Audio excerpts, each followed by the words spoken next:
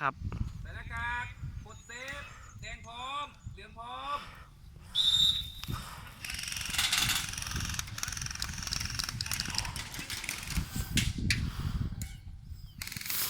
แม่นซ้ายขวาเลยเด้อ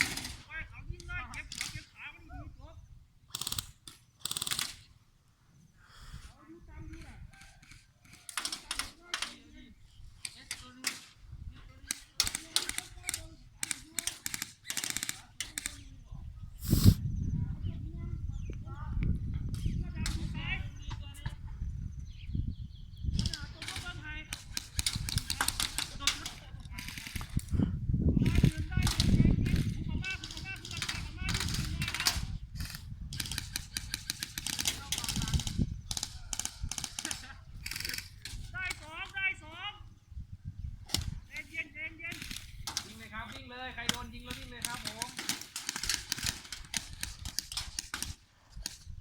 ชูปืนนะครับชูปืนออกมานอกสนามนะครับอย่าเพิ่งถอดหน้ากากเด้อ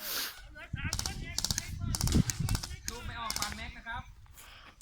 ลูกหมดบ่ลูกหมด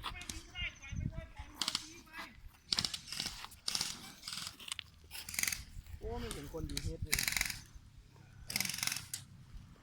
ยืนไม่ถูกตำแหน่งกันมีคนอยู่ตรงกลางก็มีคนดันด้วยร้า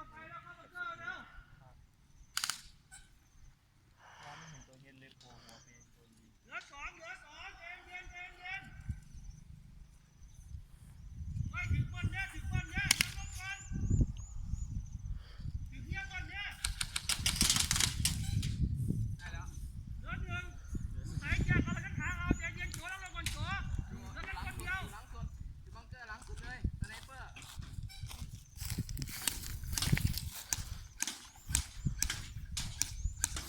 บักคิว